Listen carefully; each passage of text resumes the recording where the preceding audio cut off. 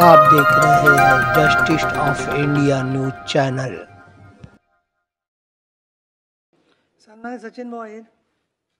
सभापती महोदय, मंत्री महोदयांनी एक चांगली गोष्ट केली की काही कोणालाही तिकडनं काही बाहेर काढण्याचा काय प्रयत्न नाहीये, परंतु काय झालेलं आहे की आपल्याला ते कृतीतून दाखवावं लागेल सभापती महोदय। कारण ससून डॉकमध्ये मृत्यूदंड म्हणून घेऊन एक शीर्षेमध्ये बातमी पण देखील आली ती 2015ला तत्कालीन मंत्री केंद्रीय मंत्री गडकरी साहेबांकडे एक बैठक झाली, माननीय मुख्यमंत्र्यांकडे झाली, पण अजून त्यांच्यावरती एक लटकती तलवार आहे। कारण कोर्टाचा एक आदेश आहे, आपल्याला माहिती आहे, मी डिटेलमध्ये जाणार नाही, परंतु आपल्याला कृतीतून जर करायचं असेल तर हे कुठेतरी योगायोगाने केंद्रामध्ये पण आपलं सरकार आहे, राज्यामध्ये पण आहेत।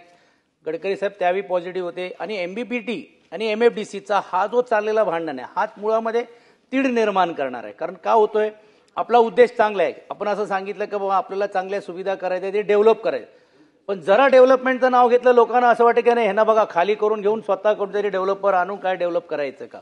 म्हणून माझा स्पेसिफिक प्रश्न असा आहे की या बाबतीत पण एक स्वतंत्र बैठक तुमच्या स्तरावर लावली पाहिजे। आणि आज किमान, कारण काल परवापासून पण देखील आझाद मैदानाला लोक बसल्याने रोज टीका करतायत, म्हणजे आम्ही त्या विषयावर जाणार नाही, कारण तुम्ही पॉझिटिव्हली या विषयावरती उत्तर देताय। आणि म्हणून किमान एक तरी घोषणा, जसं आपण उल्लेख केल्याप्रमाणे की बा कोणाला हलवलं जाणार नाही, आणि या बाबतीत एक स्वतंत्र बैठक, जसं तुम्ही हे घेता हा विषयच सर्व वेगळे, पण मुळामध्ये जर तो ससून डॉगमध्ये मासेमारी करणारा जर नारायण असेल तर मग बाकी सुविधा विविधा हा सर्व वेगळं प्रश्न निर्माण होईल।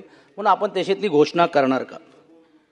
सभापती महोदय, डेव्हलपमेंट आपण का करतोय सचिन भाऊ? त्या मच्छीमारांसाठी करतोय, जेणेकरून त्यांचा उत्पादन वाढेल, त्यांना तिथे सुविधा मिळतात। डेव्हलपमेंट आपण आपल्याच्या आजूबाजूच्या परिसरातल्या गिरणी कामगारांना आपण कसं वसई विरार सगळ्या पाठवलं, तसं आपण काय डेव्हलपमेंटचा विचार आमचा तरी नाही आहे सचिन भाऊ, म्हणून त्याच्यात तुम्ही चिंता करू नका।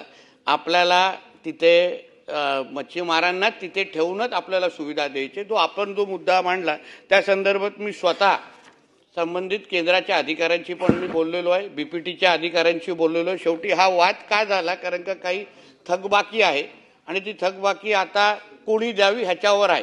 शेवटी टेनेंट ची थकबाकी आहे, त्याच्यामुळे तिकडे उपस्थित असलेल्या मच्छीमारांना त्याचा भुर्दंड सहन करायला लागतोय। आता या बाबतीमध्ये जसं तुम्ही उल्लेख केला, केंद्र आणि राज्य सरकार एकच विचाराचं आहे, डबल इंजिनचं आहे, म्हणून तुम्ही चिंता करू नका। या बाबतीमध्ये मी स्वतः संबंधित केंद्रीय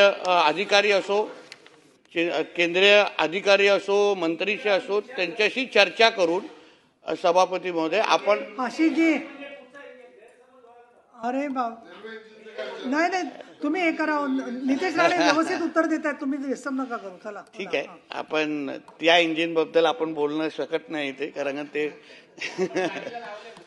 त्याची काळजी तुम्ही चांगल्या पद्धतीने घेताय, म्हणून आम्हाला चिंता करायची गरज नाही। म्हणून सभापती महोदय, या बाबतीमध्ये त्या आमच्या गरीब मच्छीमार आहेत, ते काय त्या एवढं मोठं भुर्दंड सचिन भाऊ देऊ शकणार नाही, म्हणून केंद्र सरकारच्या अधिकाऱ्यांशी मंत्र्यांशी बोलून आपण तो भुर्दंड माफ करू शकतो किंवा त्याच्यात दुसरा काहीतरी तोडगा काढू शकतो।